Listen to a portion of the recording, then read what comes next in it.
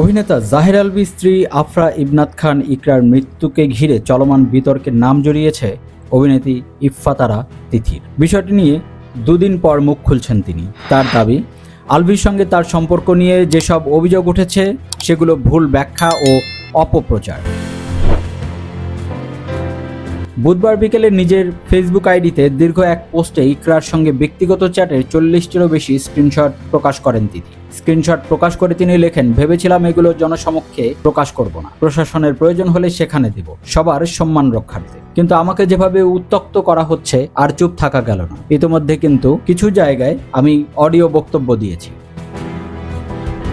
নিজেরা খুব সাধু সাজতেছেন, আপনারা কি সেটার আমলনামা আছে? শুধু আমার কাছে না, অনেকের কাছেই আছে।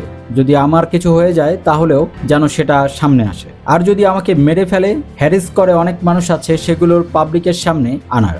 চাই নাই আপনার সাথে মেয়েগুলোর ঝামেলা করতে। প্রয়োজন হলে সেই আমলনামাও সামনে আসবে। তিথি দাবি করেন, আলভীর সঙ্গে তার সম্পর্ক নিয়ে যে অভিযোগ উঠেছে তা ভিত্তিহীন। সদ্য প্রয়াত ইকরার সঙ্গে তার সম্পর্ক বন্ধুত্বপূর্ণ ছিল এবং নিয়মিত ও স্বাভাবিক কথাবার্তা হতো। পারিবারিক অশান্তি, ব্যক্তিগত হতাশ ও মানসিক অবসাদের বিষয়েও ইকরা বিভিন্ন সময় তার সঙ্গে কথা বলেছেন। যাই বলেন, এটা বলতে পারেন না যে আমি ওকে নিয়ে নিজের জীবন নেয়ার জন্য উস্কানি দিয়েছি। সে তার নিজের জীবন নিজে নিয়েছে। সন্তানটার কথা একবার মা হয়ে ভাবল না। পোস্টে ইকরার পরিবারের প্রসঙ্গ তুলে ধরেন তিথি। তার দাবি, ইকরা নিজেই পরিবারের সঙ্গে দূরত্ব ও মানসিক কষ্টের কথা তাকে লিখেছেন। তিনি লেখেন, একটা মেয়ে যতই হোক নিজের মা বাবা নিয়ে সত্য মিথ্যা কথা বলবে না।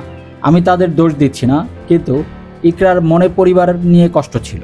ওর মনে হতো পরিবার তাকে নিজের হালে ছেড়ে দিয়েছে। 2018 সালে একবার আলাদা হয়ে যাওয়ার পর সে বাবাকে বিদেশে পাঠিয়ে দেওয়ার অনুরোধ করেছিল, কিন্তু সমর্থন পায়নি। সেখান থেকেই ক্ষোভ জন্মায়, যা পরে প্রকাশ করেন। পোস্টের শেষের দিকে তিথি লিখেছেন, যদি তার কিছু হয়ে যায় তাহলে সংশ্লিষ্ট সংগঠনগুলো যেন বিষয়টি তদন্ত করে। সবশেষে তিনি লেখেন, আল্লাহ ইকরাকে ভালো রাখুক, শান্তিতে রাখুক, ওর এই চিরনিদ্রা শান্তির হোক, আর দূর থেকে রিজিকের জন্য এত দোয়া করুক যাতে ওর জীবনটা সুন্দর হয়।